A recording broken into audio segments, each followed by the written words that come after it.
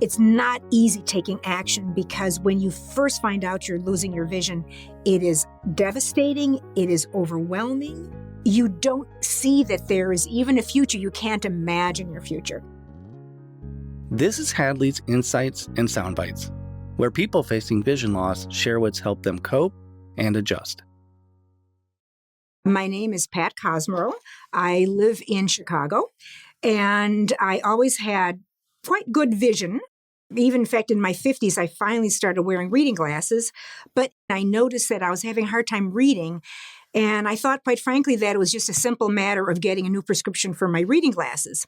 So I went to see my optometrist, and now I will fast forward 8 months because there were a series of appointments with ophthalmologists, neuro-ophthalmologists, retinal doctors, and retinal specialists.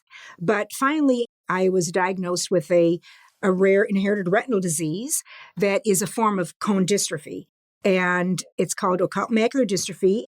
And at the time, I can remember that the doctor who came in to talk to me said, the good news is that you will not go completely blind, but your life will change forever. And indeed, that is what happened. So at that point, the vision loss was in my left eye, but it gradually went to my right eye. So within less than a year of that diagnosis, I actually was deemed legally blind. So my vision loss was quite rapid and quite unexpected. By far, the biggest difficulty for me with my vision loss is not recognizing people's faces, because we don't realize when you are perfectly sighted how many times you use that to kind of understand, is someone listening to you? Is someone looking at you? Is someone bored by your conversation? Is someone excited by your conversation? So that is very, very, very, very difficult.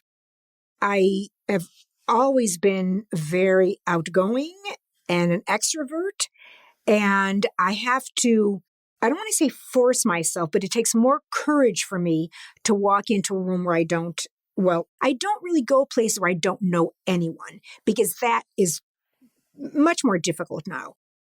One of the hardest things with vision loss is accepting your vision loss. And that is why I think many people, including myself, when I first found out I was losing my vision, I knew that there was a therapist who has worked with visually impaired people. And he made it very clear to me, this is a loss like any other loss, like a death, where you're going to go through these phases of grief and, frustration and anger and finally getting to acceptance.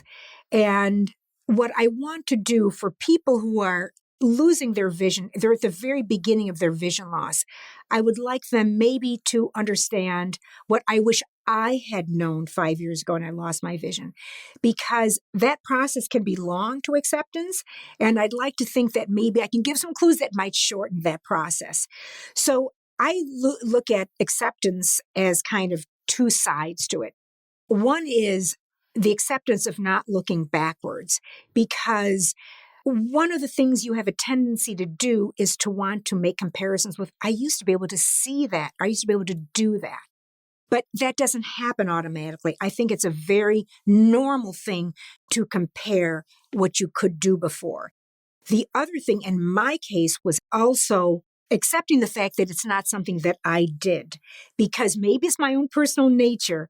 But when I first started losing my vision, I thought, oh my gosh, I never wore sunglasses when I would go, along Lake Michigan when I was in my 20s, because I didn't want to have tan lines on my face. Is that what contributed to my vision loss? Is it because I took this particular medication? What is it that I might have done? And I had this tendency, this was me, to want to blame myself for my vision loss. Acceptance is realizing it doesn't matter what caused it. Now you just have to deal with the reality of the situation. It's being realistic about what you need to do. And I think what helps in my case be realistic is accepting it and saying, all right, I now have to take action. It's not easy taking action because when you first find out you're losing your vision, it is devastating. It is overwhelming. You don't see that there is even a future. You can't imagine your future. And I started losing my vision rapidly. But in my case, one of the first things I did was try to find resources. And I'm very grateful for my background in the business world because I was in sales and marketing. I had many clients over the years. And when my clients had a problem, I knew that there were resources that I would find to try to fix that problem. And that was my goal.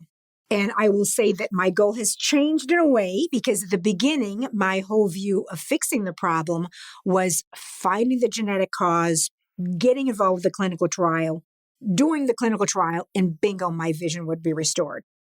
So it took me a while to realize this will not be fixed. That's another part actually of acceptance, is realizing maybe there won't be an actual fix. The vision I have now is the vision I'm going to continue to have, and it might actually get worse. So that's where resources are so important. So in my case, because I have a friend from college who is completely blind, and she's one of the first people I called when I found out I was losing my vision, she mentioned to me the lighthouse. She happens to live in Minneapolis, and I said, Kathy, I'm sure there's a lighthouse in Chicago. And I went to the lighthouse. And then she had also used Hadley in the past. And so right off the bat, she introduced me to two of the most important resources for me, which is the lighthouse and Hadley. I joined a Facebook group that was for cone dystrophy, which is my diagnosis. And also I joined a group for assistive technology for the blind and visually impaired. One of the other things that I think is really important when you've lost your vision is that people around you may have known you as a person with normal vision, and all of a sudden they don't know how to handle you, or maybe they don't really even believe that you're visually impaired because you might not look it. So one of the things that I think is important is learning how to educate people. And I know in my mind, I thought you were blind or you could see. I had no idea of the spectrum of vision loss or the types of causes of vision loss. I now know that. And in my case, since my vision loss is central vision loss, I try to explain to people that I see in a fog, I don't see directly in front of me, I don't recognize faces.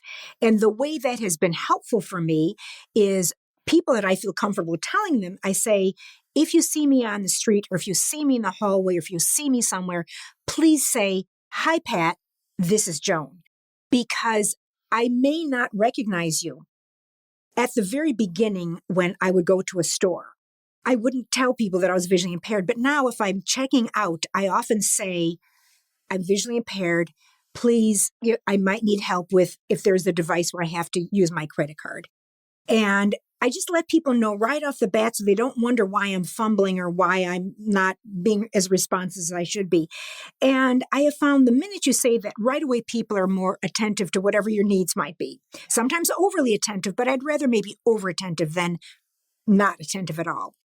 Sometimes you can't do something without having to call a call center or someone calls you for information. In the past, I was hesitant to say anything, but now I try to get the person's name and I say, oh, Joan, thank you for taking my call. Before we talk about my issue, let me just let you know that I'm visually impaired. It might take me longer to write down information that you give me or for me to give you information. I know it's something so simple, but it reduces that feeling of stress that, oh my gosh, I've got to find that card number. It gives you the time to feel comfortable. So that's really an issue of kind of education, is partially advocacy. So the last thing that I would say that has helped me is that I now look back to that panicked person that I was 5 years ago when I got the diagnosis. And I realized that all of these little factors have added up. And if I can, I want to help others shorten that path or not realize how much easier things can be. It's a hard road. And this is where Hadley or the Lighthouse or all sorts of organizations, they're there to help you and they will make that trip shorter and easier. You are not alone. I mean, it's so trite to say, but you are not alone. Find the resources, give yourself time, and you'll get there.